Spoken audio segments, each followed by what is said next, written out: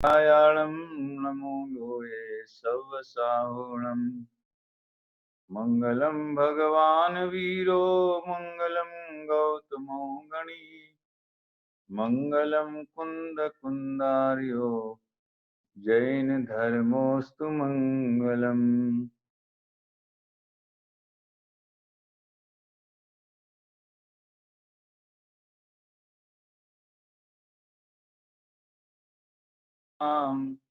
जैनं जयतु शासनम्। वर्तमान युग के बहुचर्चित विषय पर एक गोष्ठी का जो अपन आयोजन करने वाले हैं, उसकी पूर्व भूमिका में व्याख्यान के माध्यम से कुछ गंभीर चिंतन का आयोजन भी किया गया है। बहुत अच्छा है, अपन पहले विचार कर लें कि क्रमबद्ध पर्याय विषय में कौन कौन सी बातें ऐसी हैं जो विशेष रूप से ध्यान देने योग्य हैं। कल अपन ने चर्चा की है कि क्रमबद्ध पर्याय कोई एक पर्याय का नाम नहीं है, बल्कि ये एक सिस्टम है, एक व्यवस्था है। देखिए, एक अपेक्षा से देखा जाए तो वस्तु तो व्यक्त है, भले अमूर्तिक होवे, मगर उसकी सत्ता है, जीव है, उसमें अनंत गुण हैं, प्रत्येक गुणों में परिणमन स्वभाव है। लेकिन क्रमबद्ध पर्याय न उसका कोई गुण है और न किसी गुण की पर्याय है। बल्कि एक के बाद एक होने वाली और जिसके बाद जो होना है वही होगी, इस व्यवस्था को ही क्रमबद्ध पर्याय कहते। कल अपन ने दूसरी चर्चा ये की है कि अकेली पर्याय ही सुनिश्चित होवे ऐसा नहीं है। क्रमबद्ध शब्द आएगा तो पर्यायों की बात आएगी, क्योंकि अनंत द्रव्य एक साथ हैं तो हैं, कोई पहले है कोई बाद में है ऐसा तो है ही नहीं। और गुण अनंत हैं एक द्रव्य में तो वे भी एक साथ हैं तो हैं, उसमें भी कोई बात नहीं है। लेकिन पर्यायों में क्रम पड़ता है, इसलिए कब होगी, क्या होगी, कैसे होगी, ये सारी समस्याएं पर्यायों के बारे में ही पड़ती। लेकिन सुनिश्चित पने के हिसाब से अगर विचार किया जाए, भगवान के ज्ञान के हिसाब से विचार किया जाए, तो उनके ज्ञान में तो द्रव्य गुण पर्याय सभी देखे गए हैं ना। द्रव्य क्षेत्र काल भाव, प्रत्येक द्रव्य के द्रव्य क्षेत्र काल भाव सभी दर्पणवत झलकते हैं। दर्पण तल एव सकला प्रतिफलति पदार्थ मालिका यत्र। तो अगर ज्ञान के हिसाब से विचार किया जाए तो अकेले पर्यायों का स्वरूप और उनका स्वकाल जानते हुए ऐसा नहीं है, परंतु वो पर्याय किस द्रव्य में होगी, कौन सा गुण परिणमित होगा, उस समय बाह्य संयोग की अपेक्षा देखा जाए तो क्षेत्र कौन सा होगा, काल कौन सा होगा, भाव कौन सा होगा, यहाँ तक कि निमित्त कौन होंगे, अंतरंग बहिरंग इत्यादि, वे सब भी व्यवस्थित हैं। आज अपन विचार करना चाहते हैं कि व्यवस्था किसे कहते। व्यवस्था का मतलब क्या है आखिर।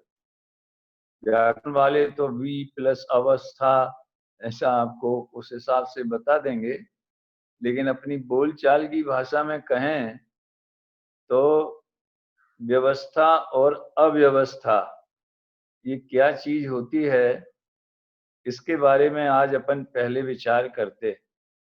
मैंने आपको पीडीएफ जो भेजी गई है क्रमबद्ध पर्याय पुस्तक की, उसमें 97 पेज पर व्यवस्था और अव्यवस्था के बारे में विचार किया गया है। द्रव्य, क्षेत्र, काल और भाव, ये चारों का अगर परस्पर सुमेल होता है, उसी का नाम व्यवस्था है और वो विश्व में है। अव्यवस्था को तो समझाने के लिए उदाहरण दिया जा रहा है और बाद में ये बताया जाएगा कि जिसे हम अव्यवस्था समझते हैं, वास्तव में वो भी व्यवस्थित विश्व की व्यवस्था का एक अंग है।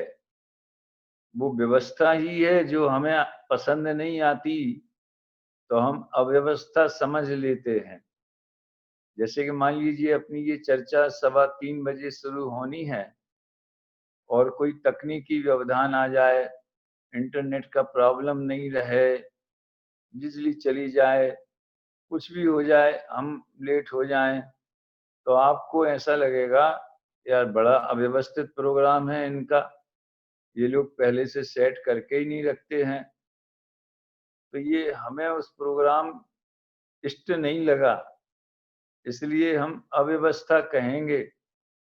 लेकिन वास्तव में वो पर्याय उसी समय होना थी। इसलिए संपूर्ण विश्व के नजरिए से देखा जाए तो जगत में अव्यवस्था नाम की कोई चीज है ही नहीं। खैर, पहले व्यवस्था की जो परिभाषा बताई है उसे अपन उदाहरण से समझ लें और उसी उदाहरण में अव्यवस्था भी समझ लेंगे। द्रव्य, क्षेत्र, काल, भाव का परस्पर सुमेल होना, ये व्यवस्थित है। यानी गेहूं बोया है और गेहूं की ही फसल निकले तो हाँ, ऐसा तो होता ही है, ऐसा ही होना चाहिए। सोचो अगर आप गेहूं का बीज डालें और चना की फसल आ जाए तो क्या ये व्यवस्था कहलाएगी?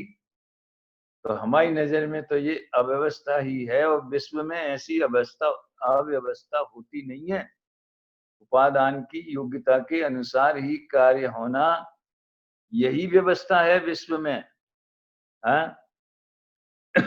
और जिस समय होना है उस समय ना होवे।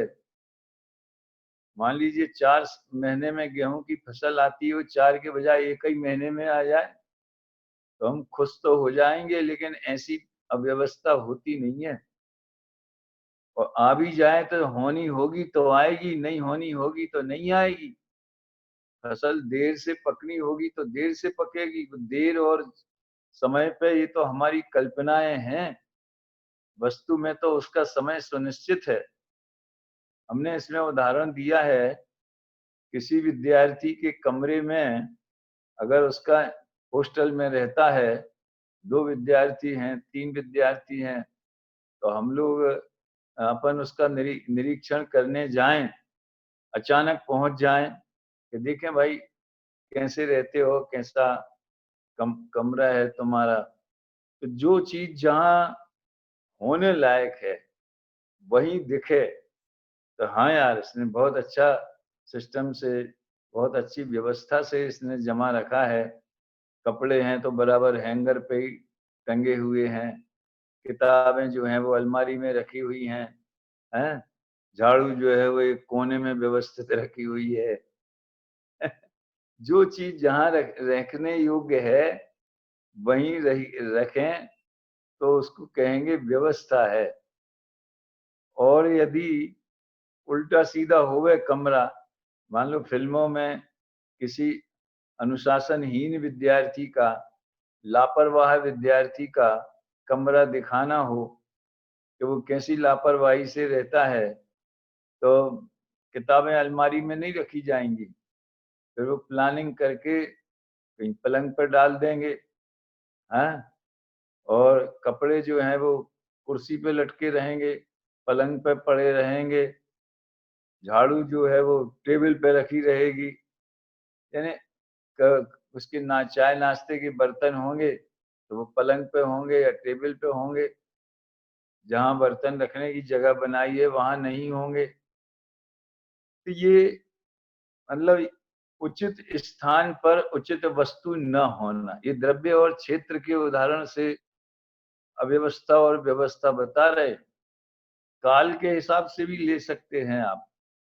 यदि सुबह जितने बजे उठना चाहिए उतने बजे उठे, 5 बजे 6 बजे जो भी टाइम टेबल दिया है, समय पर अपनी कक्षाओं में जावे, समय पर मंदिर में पूजन प्रार्थना इत्यादि के लिए जावे तो व्यवस्थित है। और लेट पहुंचे, होमवर्क करके नहीं लावे तो अव्यवस्थित है। इस तरह से ये एक, समझ लीजिए, इस नमूने से हम समझ सकते हैं कि व्यवस्था क्या होती है और अव्यवस्था क्या होती। खेलने के समय खेलना, पढ़ने के समय पढ़ना, भोजन के समय भोजन, ये द्रव्य और काल के और साथ में भाव भी, तो उनका सुमेल है ये वास्तव में। तो ये बात इसलिए बताई जा रही है कि हमें ऐसा लगता है कि हम इस जगत को व्यवस्थित करेंगे। कोई कंपनी में घाटा जा रहा है,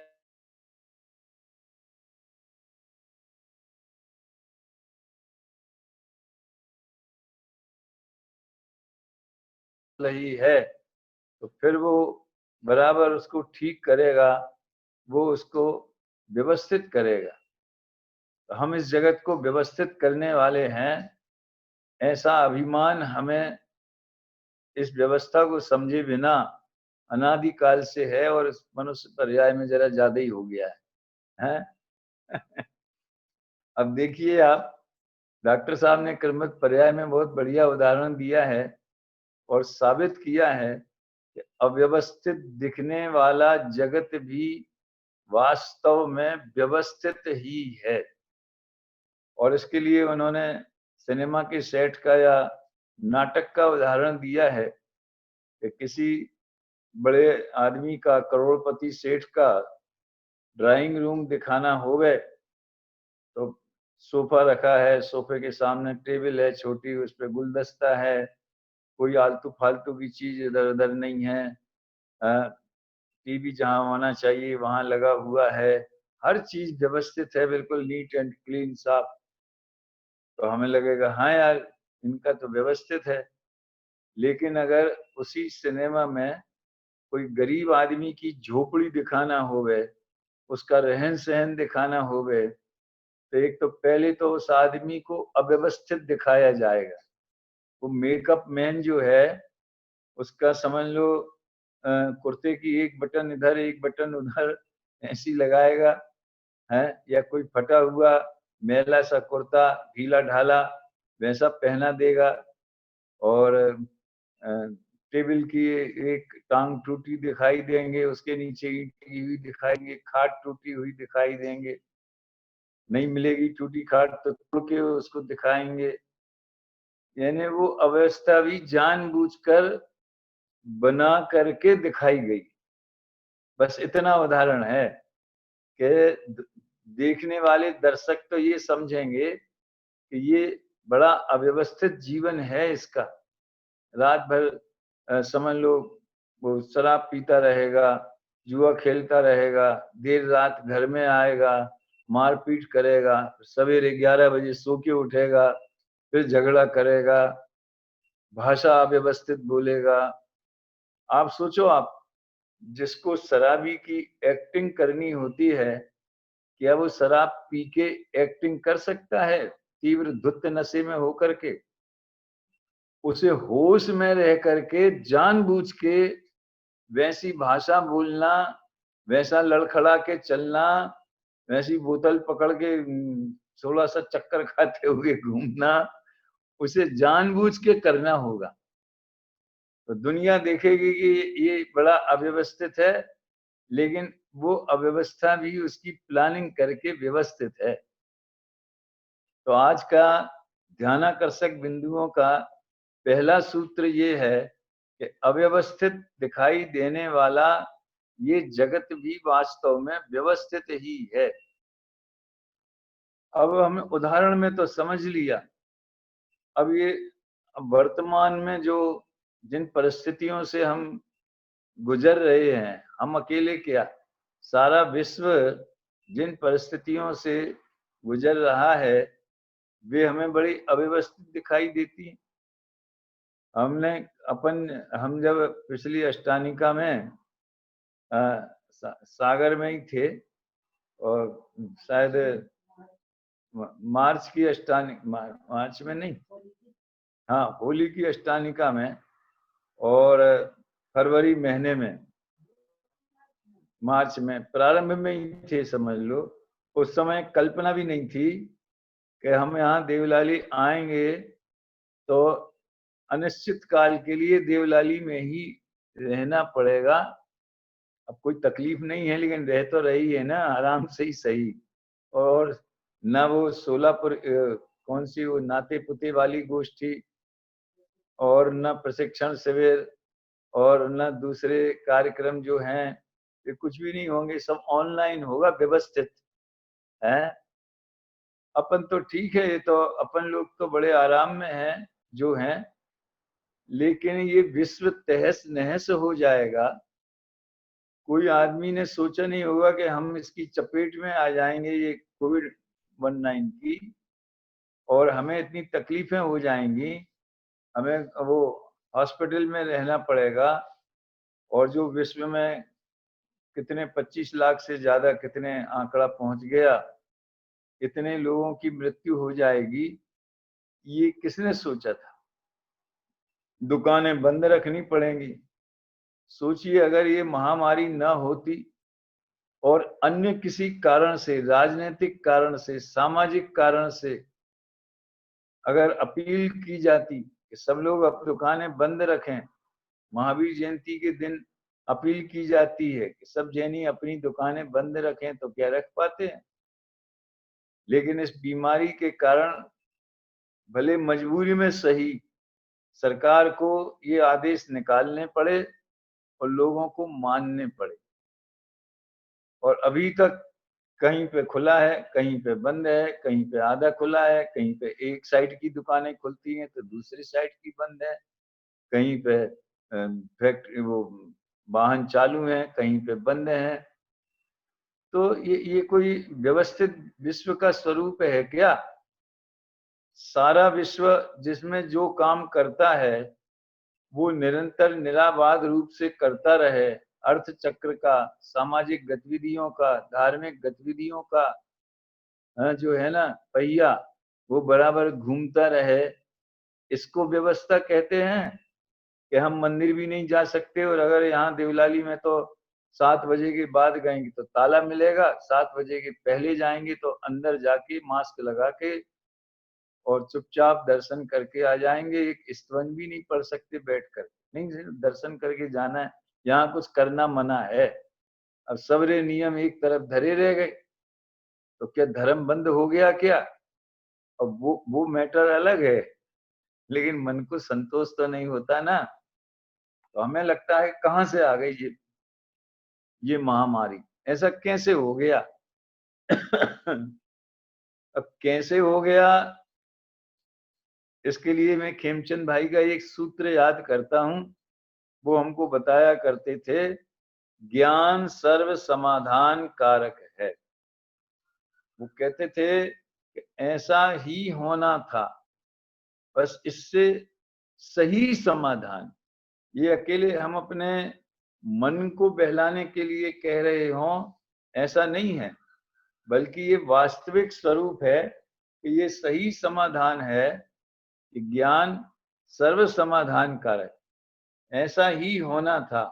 आप सोचो अगर अपन मान के चलेंगे ऐसा नहीं होना था तो हो कैसे गया। जो होना था वही तो हुआ ना। अनहोनी कभी होती है क्या, अनहोनी कबहू नहीं होगी, काहे हो तो अधीरा रे। ये व्यवस्था और अव्यवस्था, मतलब जो हो रहा है, चाहे वो सदियों की परंपरा को तोड़ के क्यों ना हो रहा हो।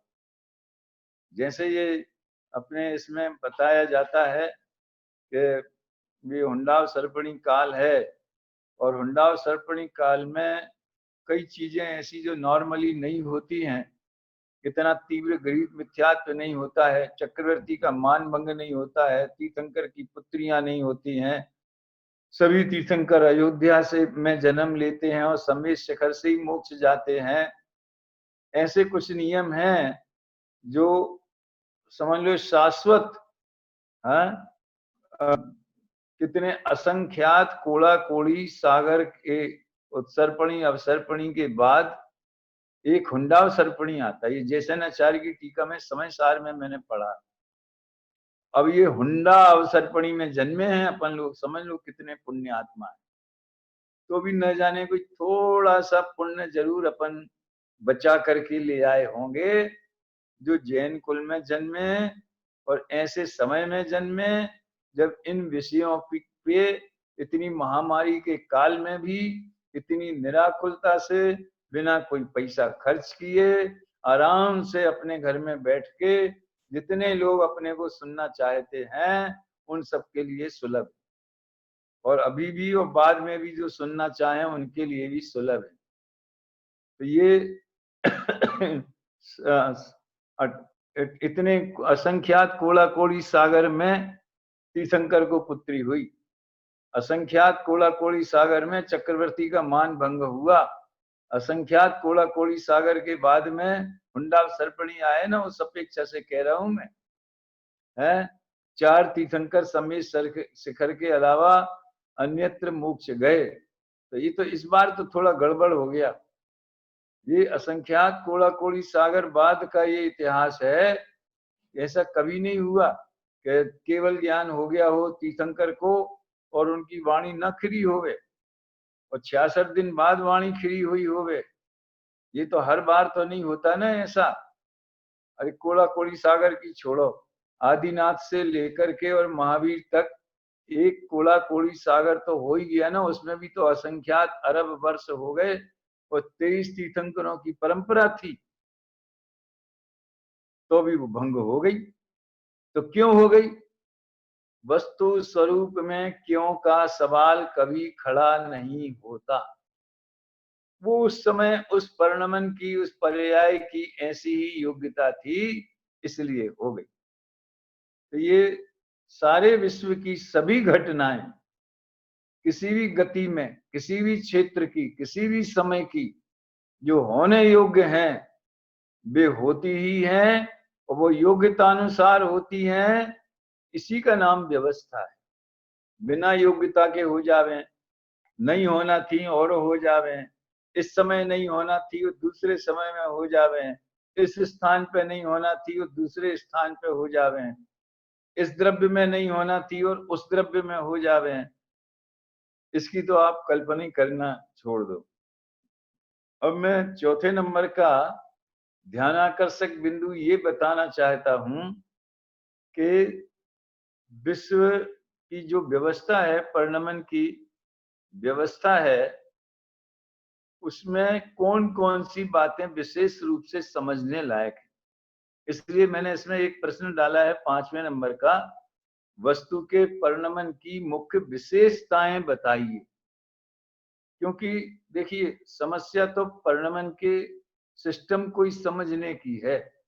सारी आकुलता, सारी अशांति, पर कर्तृत्व का भार, पर में एकत्व बुद्धि, पर में कर्तृत्व बुद्धि, विषयों में सुख बुद्धि, अनादि का अग्रहित मिथ्यात्व और नया हुआ ग्रहित मिथ्यात्व, इन सब का एकमात्र कारण ये है कि हम परिणमन की व्यवस्था को नहीं समझते, द्रव्य गुण पर्याय के स्वरूप को नहीं समझते। बस यही एकमात्र कारण है। सुनना जरा ध्यान से। तो क्योंकि जो द्रव्य गुण में तो केवल इतना समझना है कि जड़ कभी चेतन नहीं होता, चेतन कभी जड़ नहीं। इतना समझ लिया, यानी तो द्रव्य संबंधी जो व्यवस्था है 6 द्रव्यों की वो आपने समझ ली। प्रत्येक द्रव्य में अनंत गुण सदा रहते हैं। ये उस द्रव्य गुणात्मक होता है, शक्ति स्वरूप होता है, अनंत शक्तियों वाला, अनंत गुण वाला, अनंत धर्म वाला धर्मी। ये व्यवस्था समझ ली, ख्याल में आया ना। अब रही सवाल परिणमन की, तो हम करेंगे कि नहीं करेंगे। हमें कुछ करना है क्या कि ईश्वर करेगा, कोई जगत का नियंता करेगा कि राम जी करेंगे, कौन करेगा? है मेरी समझ में नहीं आता। ये कहते हैं इतने 500 सालों से वो राम जी उस अवस्था में थे और इतने सालों से 70 सालों से कोशिश हो रही थी और वो अब वो शुभ मुहूर्त आया जब उनके भव्य मंदिर के निर्माण का व्यवस्था कहें कि अव्यवस्था कहें। और जैसी समझ लो भक्त जनों के द्वारा भाषा बोली जाती है, सारे जग तारणहार हैं, सारे के पालनहार हैं, तो उन्होंने इसमें डिस्टर्ब क्यों नहीं किया? वे क्यों ऐसे एक टाट पैबंद वाले स्थान पर उनकी मूर्ति को रहना पड़ा? और फिर बाद में अब भी समझ लो मंदिर बनेगा 3 साल बाद, फिर भी उसमें बहुत भव्य समारोह के साथ में वो मूर्तियां विराजमान होंगी। तो ये उनकी मर्जी से हो रहा है कि बिना मर्जी के हो रहा है? एक और मार्मिक बात कहता हूं कि जैन दर्शन में और ईश्वर कर्तृत्व वाले दर्शनों में एक शब्द का अंतर मात्र है, उससे भावों में अनंत दूरी हो जाती, सम्यक के बजाय मिथ्या परिणमन होने लगता है। वहां कहते हैं राम जी की मर्जी, ईश्वर की मर्जी, और यहाँ कहते हैं सर्वज्ञ का ज्ञान है।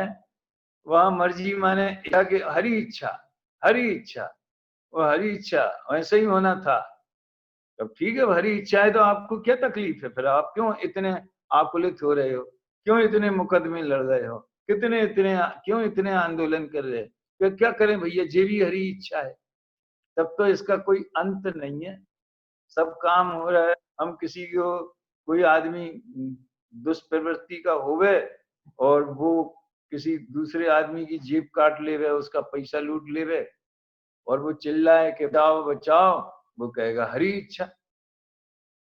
तो अगर वो आदमी सबल हुआ, वो भी उसको उठा के पटक देवे, तो कहेगा ये भी हरी इच्छा। तो हरी इच्छा से हरी इच्छा क्रॉस होती रहेंगी और क्या व्यवस्था बनेगी?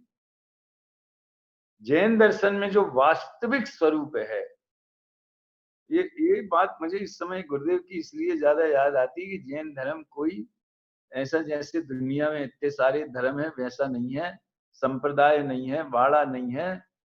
ये ये विश्व का दर्शन है, विश्व की व्यवस्था का दर्शन है। ये सिस्टम को बताता है और सुखी होने का उपाय इसी सिस्टम को समझने में है, और नहीं समझने वो दुख का कारण है। बस इतनी सी बात है। तो वहां हरी इच्छा, और हरि माने तो अपने यहाँ भी भगवान के लिए एक नाम है, तो यहाँ पे है वो भगवान का ज्ञान, ज्ञान के अनुसार होता है। क्यों होता है इसकी चर्चा अपन शायद कल करेंगे, कि ज्ञान के अनुसार ही क्यों होता है, इसकी चर्चा अपन कल करेंगे। अभी तो मैं आपको चर्चा करना चाहता हूं कि वस्तु के परिणमन की प्रमुख विशेषताएं कौन सी हैं। तो देखो 4 बोल याद रखना भाई। वस्तु का परिणमन क्रमशः होता है, नियमित होता है, व्यवस्थित होता है और स्वाधीन होता है। 4 बोल याद रखने लायक हैं। कुछ तो बड़े सरल हैं, पहले तो बिल्कुल इजी है, क्रमशः माने एक के बाद एक। अनंत गुणों की प्रत्येक की एक एक ऐसी अनंत पर्यायें द्रव्य में एक साथ रहती। उस नजर से देखा जाए तो सब पर्यायें एक साथ हैं, सब माने सबकी, अनंत गुणों की, और अनंत अनंत द्रव्य हैं तो सबके अनंत गुण एक साथ परिणमते हैं। सोच सकते हैं कि कोई गुणों में नंबर लगता होगा। ज्ञान बोले पहले मैं परिणमूंगा, सुख बोलेगा नहीं मेरा नंबर पहले है, लोग मुझे ज्यादा पसंद करते हैं। वीर बोलेगा कि मेरी सामर्थ्य के बिना तुम कुछ नहीं कर सकते, तो मैं पहले जाऊं। गुणों में ऐसा झगड़ा हो सकता है? क्रम पड़ सकता है क्या? तो क्रमशः होना का अर्थ अनंत गुणों का एक समयवर्ती परिणमन है, उसकी बात नहीं है। काल एक साथ नहीं होता, अनंत द्रव्य एक साथ हैं, आकाश के अनंत प्रदेश एक साथ हैं, और द्रव्य में जिसके जितने होते हों, जीव के असंख्यात, धर्मास्ति अधर्मास्ति के असंख्यात, ठीक है ना। पुद्गल के तो जो है तो ठीक है, संख्यात असंख्यात सभी कहे जाते हैं। यानी जिसके जितने प्रदेश हैं वो होने में क्रम नहीं पड़ता कि पहले 100 प्रदेश में आया, फिर 200 में आया, फिर 1000 में आया, फिर लाख में आया, असंख्यात में। धीरे धीरे धीरे धीरे 9 महीने में जैसे बालक बढ़ता है माँ के गर्भ में, वैसे धीरे धीरे धीरे प्रदेश होते। तो अनंत द्रव्यों के रहने में क्रम नहीं है। प्रत्येक द्रव्य के प्रदेशों में अथवा आकाश के प्रदेशों में क्रम नहीं, चलने में क्रम जरूर है।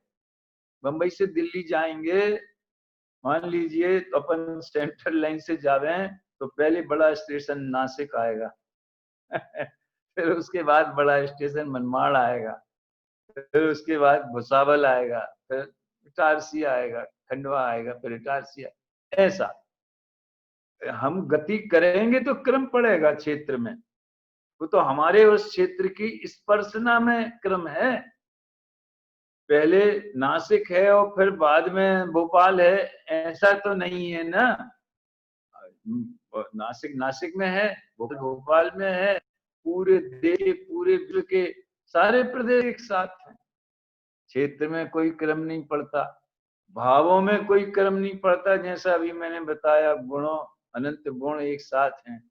लेकिन गुणों के परिणमन में, क्योंकि 3 काल के समय जो होते हैं, तो एक वर्तमान में एक समय ही व्यक्त है, बाकी के पीछे के समय तो भूतकाल में समाये हुए हैं, समझ लो काल प्रवाह में बैठे हुए हैं, और भविष्य के समय भी काल प्रवाह में बैठे।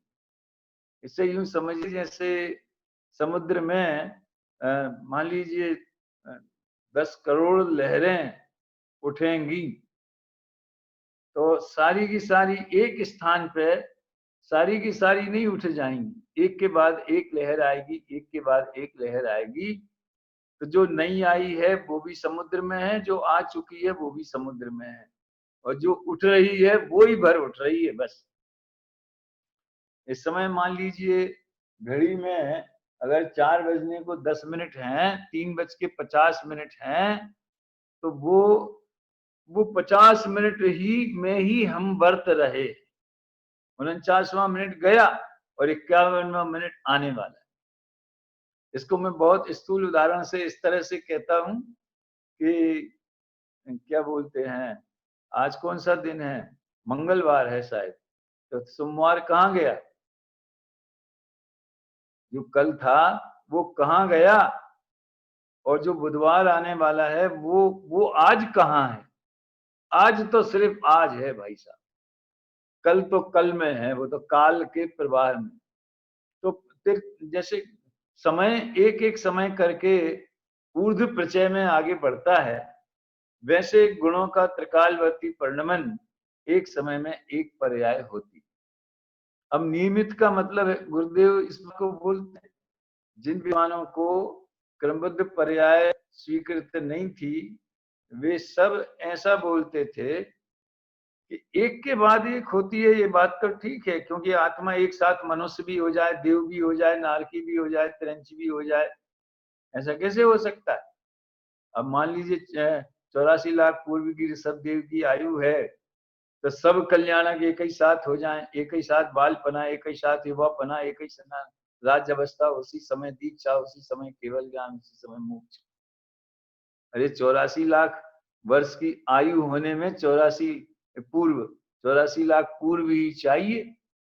एक माँ सोचती है मेरा बेटा जन्मा है, अभी छोटा है, बोल नहीं पाता है, रोता है, कब ये 5 वर्ष का हो जाएगा और स्कूल पढ़ने जाएगा, कब ये 25 वर्ष का हो जाएगा और डॉक्टर बन जाएगा, बढ़िया सुंदर सी बहू लाएगा।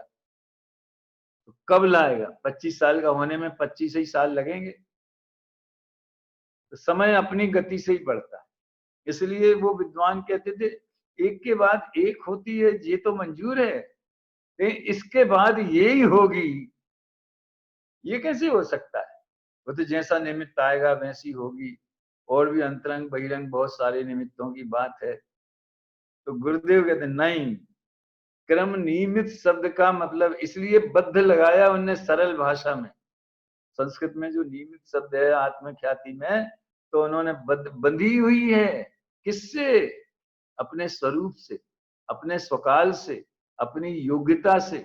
योग्यता माने स्वभाव से, स्वकाल माने काल से, और स्वरूप माने अपन जीव के संदर्भ में देखें तो उदय उपशम क्षय क्षरण जो भाव है उस भाव से बद्ध बंधी हुई है, जो पर्याय जैसी होनी है।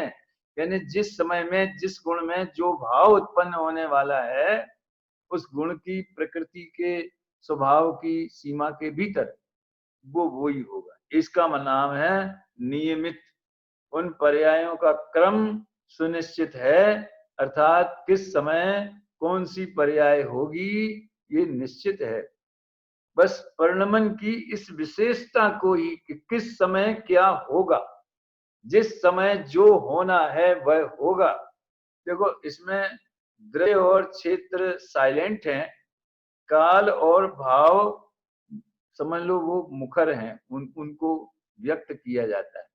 ये होनहार और काल लब्धि, ये एक सिक्के के दो पहलू हैं, क्या होना है और कब होना है। इसी की जिज्ञासा जगत को ज्यादा रहती है। तो जिस समय जो होना है, जिसमें जो कल बताया था ना, जिस द्रव्य की जिस क्षेत्र में जिस काल में जो पर्याय, अभी मैंने बोले एक बात आपने ध्यान दिया होगा शायद कि क्रमबद्ध पर्याय के हिसाब से बात करो तो कार्य और काल दो चीजें भगवान के ज्ञान में जानी गई हैं, उन्हें वो निश्चित हैं, जानी गई। और लिखा है, द्रव्य देखें, निमित्त क्या नहीं दिया तो क्यों न वो नीत हो गए। उल्टी सीधी जैसी नहीं होनी है वैसी होंगी, तो नहीं होनी क्यों कहते हो? तो होंगी तो होनी ही कहलाएगी। अब एक पॉइंट थोड़ा सा ध्यान दे के समझने, नियमित तो है पर व्यवस्थित, जो अभी मैं बता वस्तु की व्यवस्था व्यवस्थित है। एक बस जा रही है, ओवरलोड है और एक घाटी में गिर गई, उसमें मान लीजिए 70 आदमी थे, जिसमें से 10 आदमी स्पॉट पे मर गए, 15 आदमी हॉस्पिटल ले जाते मर गए, 20 घायल। तो ऐसा एक प्रसंग बना। तो हमको ऐसा लगा ड्राइवर शराब पिए ख्याल में आया ना, और कितनी अव्यवस्था है, गवर्नमेंट कुछ नहीं करती है, वहाँ रेलिंग नहीं लगाई थी, कच्ची लगाई थी, फलाना ढिकाना।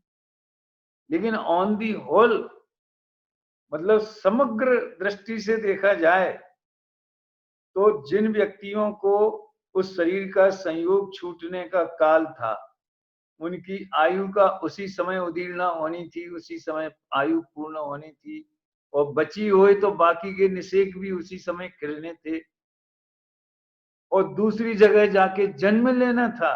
फूलचंद जी पंडित जी एक बात बहुत मार्मिक, कल राकेश जी ने जैन तत्व मीमांसा की काफी चर्चा की, मुझे भी एक बार उसके स्वाध्याय का अवसर मिला है आद्योपांत बहुत साल पहले। वो कहते थे अगर अकाल मृत्यु मानोगे तो अकाल जन्म भी मानना पड़ेगा, क्योंकि चौथे समय में तो उसको कहीं ना कहीं जन्म लेना ही है, और यहां से ये पहले मर गया, अब कहाँ लटकता फिरेगा, स्वर्ग में भी सीट उस देव की तो अकाल मृत्यु नहीं होगी जिसके विमान में जिसकी जगह पर उसे जाना है, उस नारकी की तो नहीं होगी, क्योंकि वो देव और नारकी में भी तो जा सकता है। यानी आप आगे पीछे के सारे सिस्टम के हिसाब से देखो तो सारी चेन श्रृंखला सब कुछ व्यवस्थित है। तो ये व्यवस्थित पने में एक उदाहरण इसमें दिया है कि वो एक सुव्यवस्थित क्रम से सृष्टि का परिणमन हो रहा है अनादि से, और अनंत काल होता रहेगा। मैंने एक सभा का उदाहरण दिया है, और समझ लो भोजन का भी उदाहरण इसमें है। काय का देखो, द्रव्य क्षेत्र और भाव का सुमेल पूर्वक होता है, जो अभी परिभाषा बताई। बीज में से पहले अंकुर होगा, फिर छोटा सा पौधा निकलेगा, फिर और बड़ा होगा, फिर शाखाएं निकलेंगी, फिर पत्ते विकसित होंगे, फिर फूल होंगे। आप कहो हमें तो पत्ते चाहिए, तो बीज में से सीधे पत्ता निकाल लो, क्रम भंग कर दो। समझ में आया है ना? बालक मनुष्य जन्मता है तो मनुष्य गति के हिसाब से जो पहले तो गर्भवास होगा। देखो, कुदरत का नियम किसी को नहीं छोड़ता। तीर्थंकर इतने पुण्यशाली होते हैं, न उन्हें कोई होता है, कष्ट होता है, तो अभी घर में तो रहना ही पड़े, और देवियां गर्भ शोधन कर देती हैं, कोई मतलब अशुचिता नहीं होती है। वो तो एक तरह से मंदिर जैसी उपमा दे, उस माँ मंदिर है जिसके अंदर भगवान बैठे। लोग ऐसा एक गीत भी बोलते हैं, है? समझ में आया? लेकिन ऐसा हो सके जैसे वो उत्पत्ति पे देव की में देव पैदा हो जाते हैं, चाहे मिथ्या दृष्टि हो चाहे सम्यक दृष्टि। वैसे ही आप तो पधारो साहब, आपको 9 महीने इतने सक्रिय स्थान में रहने की क्या जरूरत? बोले नहीं नहीं, मुझे कोई तकलीफ नहीं होगी, मेरा तो पुण्य है, तो मैं तो जो प्रकृति का नियम है उसके हिसाब से जाऊंगा। तो बाहर आने पर समय जो विकास होना है, यानी वो व्यवस्थित है। और अपनी व्यवस्था में भी अगर अव्यवस्थित हो तो कैसा लगेगा? चीफ गेस्ट को बुलाना है किसी सभा में, तो सबसे पहले होस्ट को यानी अध्यक्ष को बुलाते। वो सभा का नायक है, उसके आमंत्रण पे सब आए हैं, वो चीफ होस्ट है। वो आजकल तो संचालक लोग ही सब मालिक बन गए, अध्यक्ष तो मिट्टी का माधो बना बैठा रहता है। और आखिरी में अब समय बहुत कम है, कृपया 2 मिनट अब मैं अपनी बात खत्म कर दूं।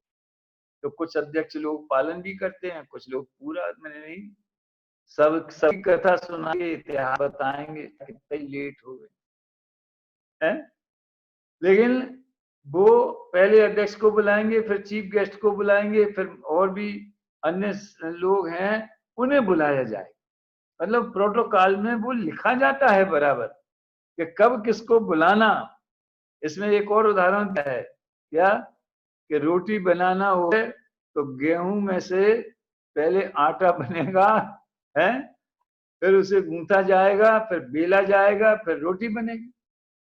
गेहूं में से सीधी रोटी बनाने का कोई प्रसंग बनता है क्या? जब हम जयपुर में थे, अब समय हो रहा है वैसे, तो सोहनलाल जी जो जयपुर प्रिंटर्स वाले थे, एक उदाहरण देते थे कि एक बहुत बड़े आदमी गवर्नमेंट के थे, उन्हें कोई किताब छपानी थी, वो आए। उस जमाने में ऐसे कंप्यूटर नहीं थे, अक्षर से वो टाइप टाइप सेट करके बराबर वो छपती थी, बराबर हैंड कंपोज होता था। तो उनने बोले साहब ये किताब 100 पेज की है, कितने दिन में छप जाएगी? बोले साहब 2 महीने तो लगे ही जाए। अरे साहब 2 महीने 100 पेज की किताब में? तो उन्होंने बोले देखो साहब, पे कंपोज होएगा, फिर बाद में प्रूफ रीडिंग होएगी, फिर फाइनल प्रिंट आर्डर होगा, फिर मशीन पे प्रिंट करने जाएगी, तो इन सब में टाइम तो लगता ही लगता है। तो बड़े अधिकार पूर्व देखो साहब, कंपोज वम्पोज बाद में होता है, छाप पहले। ये व्यवस्था ऐसा हो सकता है क्या? है? तो इस तरह से जो क्रमबद्धता है वो वस्तु के विश्व की व्यवस्था के अनुकूल है। अज्ञानी तीव्र मिथ्यात्म जो मारीच के जीव ने आदिनाथ का विरोध किया था, वो व्यवस्थित था, क्योंकि उसे कौड़ा कौड़ी सागर अभी घूमना ही था। तो आज तो 3 ही बोल हो पाए, क्रमशः, नियमित, व्यवस्थित। एक और है, संक्षेप में इसकी चर्चा मैं कर देता हूं 1 मिनट में। स्वाधीन का मतलब जिस समय जैसी होने की योग्यता है वैसा, योग्यता के अनुसार कार्य होना ही स्वाधीनता है, न कि किसी की मर्जी के अनुसार। हमारा सम्यक दर्शन भी, स्वानुभूति भी, हम चाहें कि आज हो जाए तो हम उस श्रद्धा गुण के परिणमन को राग के अधीन बना रहे।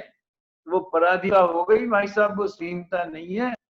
हमारी मर्जी हुई तो हम खड़े हो गए, तो जे हाथ इच्छा के अधीन हो गया, वो परमाणु अपनी योग्यता के अधीन नहीं रहे। तो स्वाधीनता का मतलब मन मर्जी के अनुसार काम होना, ये स्वतंत्रता नहीं, स्वच्छंदता है।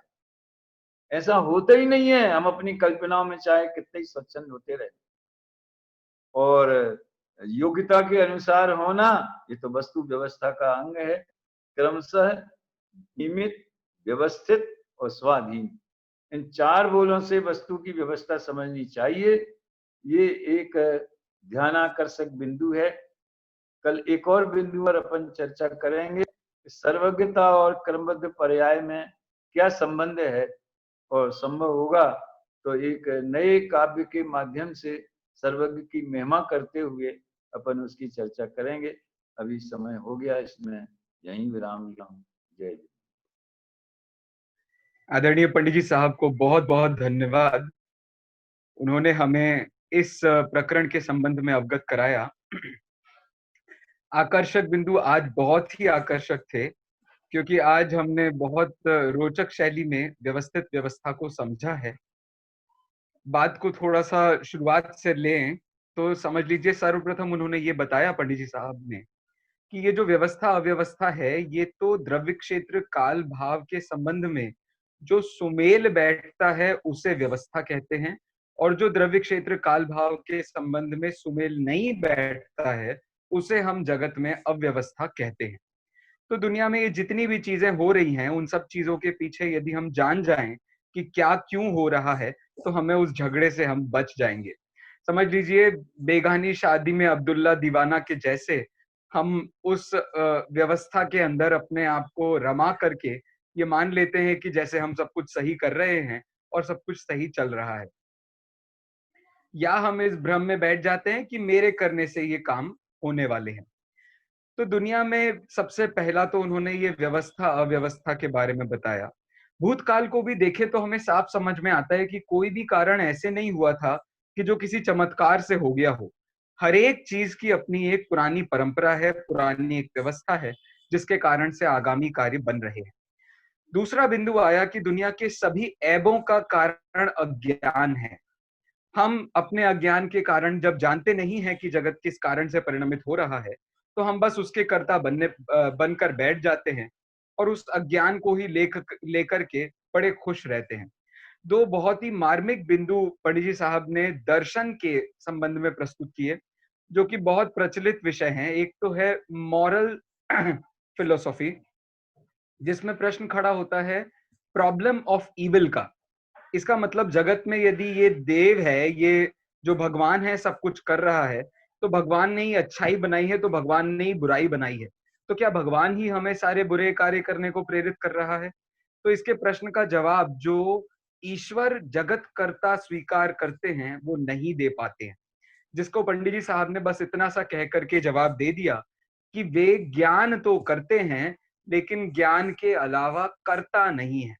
ऐसा ही एक बहुत सुंदर प्रसंग आप परीक्षा में शिश्रिच्छा के संबंध में प्रस्तुत किया, जिसको पंडित जी साहब हरि इच्छा भी कह रहे थे। तो ये जो शिश्रिच्छा नाम का प्रसंग होता है, जिसमें सृष्टि को करने की इच्छा ये हमारा आप करता है, जो कि वो झूठ है, गलत है।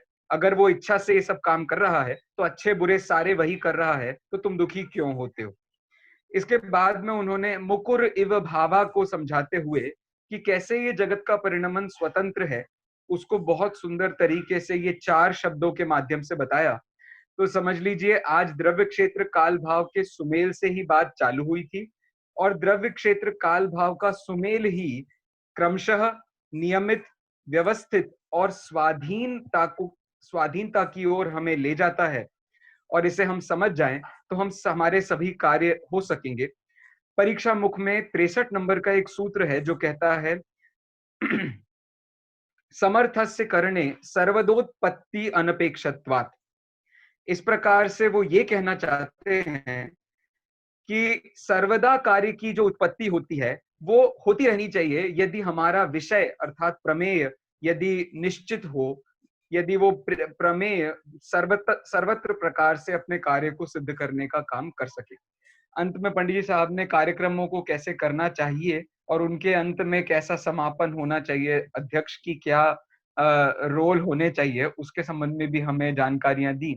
बड़े ही रोचक पहलुओं को सुनते हुए हमने पंडित जी साहब से आज का विषय सुना है। मैं उन्हें बहुत-बहुत धन्यवाद देता हूँ और अपनी तरफ से निवेदन भी करता हूँ कि आप जिस काव्य को लिखने के लिए लिखने का उल्लेख कर रहे थे, उसे अवश्य लिखें, हम सब मिलकर के उसका पाठ करेंगे।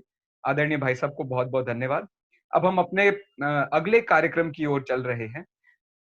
ऐतिहासिक राजाओं को, जैन राजाओं की गौरवमयी गाथा को सुनने के लिए मैं आमंत्रित कर रहा हूँ आदरणीय प्रोफेसर वीर सागर जी साहब को कि वे आकर के इस इस प्रवचन के माध्यम से हम सभी को लाभान्वित करें। आदरणीय भाई साहब।